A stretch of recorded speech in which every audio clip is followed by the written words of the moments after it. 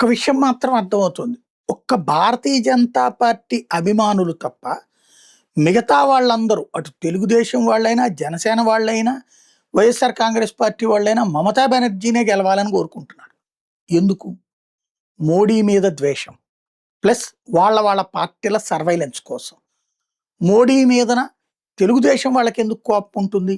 అంటే అక్కడ గనక బెంగాల్లో గనక మమతా బెనర్జీ ఓడిపోయి బీజేపీ అది కూడా కైవసం చేసుకుంటే అది ఒక ఒరిస్సా లాగానో, ఒక బీహార్ లాగానో ఇట్లాగా నిదానంగా రేపు పొద్దున ఆంధ్రప్రదేశ్లో కూడా అది పెత్తనం చేసుద్దేమో.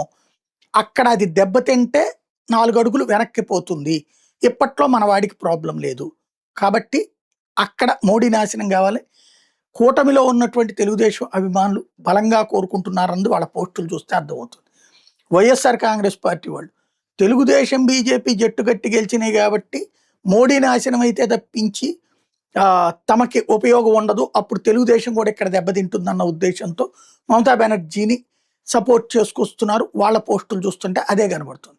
జనసేన వాళ్ళు పెద్దగా పోస్టులు పెట్టట్లేదు, అసలు ఈ విషయం మాకు సంబంధం లేదన్నట్టే వ్యవహరిస్తున్నారు. దెన్ అది అయిపోయింది. బీజేపీ వాళ్ళు మమతని సమర్థించుకుంటూ వస్తున్నారు. ఇక్కడ ఒకటే, మోడీ మీద ద్వేషం దేశం మీద ద్వేషంగా మారటం రైటేనా? మమతా బెనర్జీ వల్ల దేశానికి ఒరిగిందేదో పక్కన పెడదాం, కానీ దేశానికి చాలా పెద్ద నష్టం జరుగుతుంది. ఈ దేశంలోకి చొరబాటుదారులను తీసుకొస్తుంది, పెద్ద ఎత్తున బంగ్లాదేశ్ వాళ్ళని తీసుకొస్తుంది. వాళ్ళెవరికీ దేశం మీద ప్రేమ ఉండటం లేదు. ఇక్కడ అసాంఘిక కార్యకలాపాలు చేస్తున్నారు.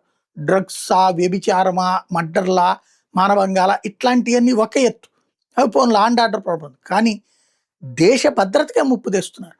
పాకిస్తాన్ ప్రోద్బలంతో వస్తున్నటువంటి వాళ్ళు, లేదా ఇక్కడున్నటువంటి మత దుర్మార్గపు శక్తులతో కలిసి పనిచేస్తున్నటువంటి వాళ్ళు అనేక సంఘటనలో బంగ్లాదేశీలు దొరికారు.